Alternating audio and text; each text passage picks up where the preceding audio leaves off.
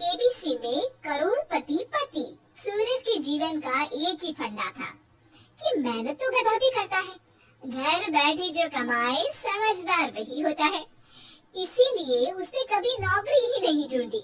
इस बात से हालांकि उसकी पत्नी शिखा बिल्कुल भी अग्री नहीं करती थी, पर फिर भी सूरज को समझाना बेकार था।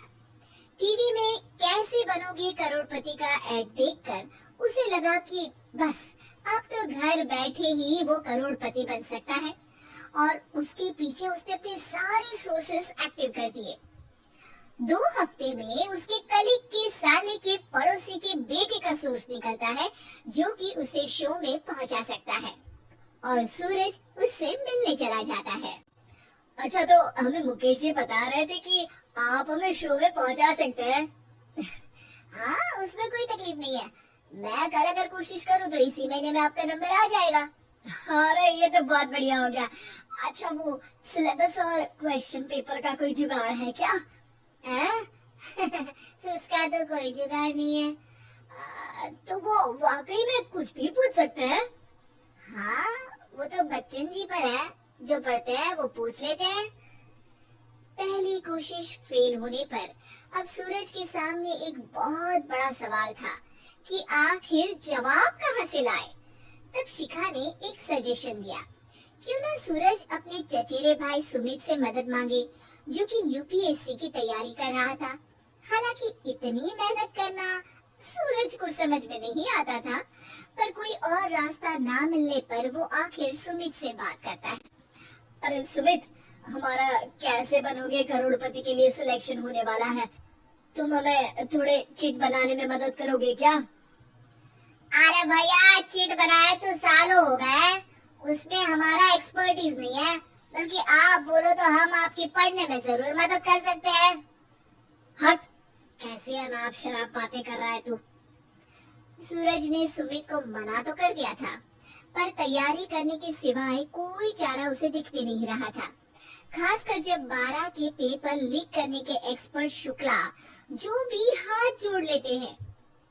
आखिर सूरज को सुमित के पास जाना ही पड़ा, और उसने सुमित और शिखा से वादा किया कि वो बहुत मेहनत करेगा।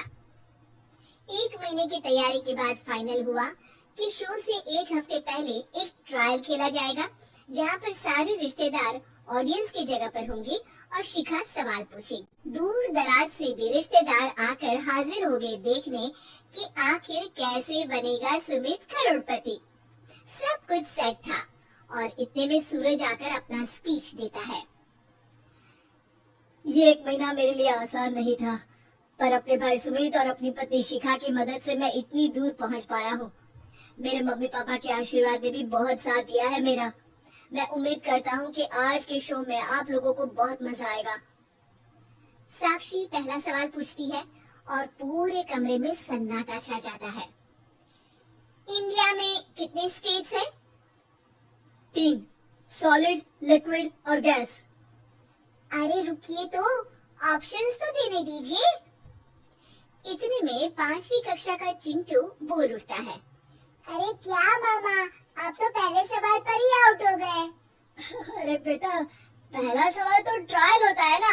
अरे तुम अब देखना। देखने जैसी बात तो थी ही।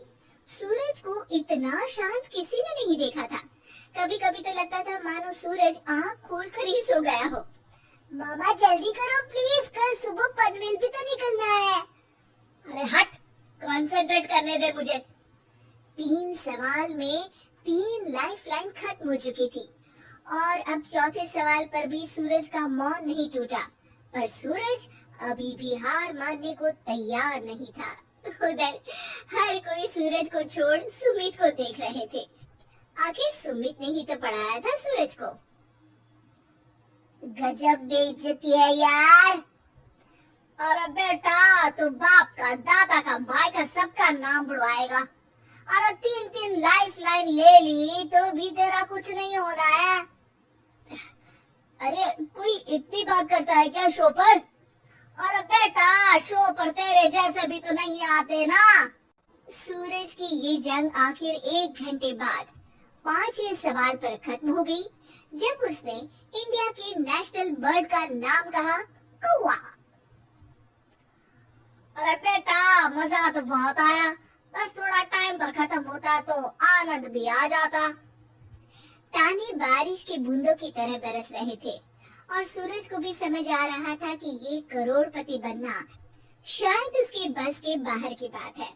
पर वो आखिर ये बात मान कैसे लेता? वो सख्त लौंडा जो ठहरा, उसने सोचा कि बेइज्जती तो हो ही चुकी है, पर अगर मैं हार नहीं मानूं तो शायद कुछ हो सकता है।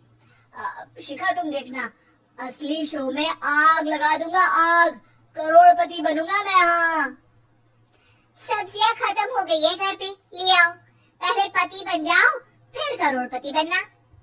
अरे गजब बेइज्जती है यार। बेटा, अभी तो घर पर ही हुई है, एक हफ्ते में तो तुम देश के सामने करवा कर आओगे। वैसे जब टीवी पर जाओ ना तो बस अपने मम्मी का ही नाम लेना, ठीक है? कोई पूछे तो बोलना कि पापा नहीं है मेरे। अरे पढ़ाई की, पेपर निकलवाए, इतने सारे लोगों को खाना खिलवाया, क्या फर्क पड़ा? इसीलिए मैं कहता हूँ कि मेहनत तो गधा भी करता है, घर बैठे जो कमाए वही सिकंदर। लेकिन मामा, गधे भी जानते हैं कि हमारा राष्ट्रीय पक्षी मोर है।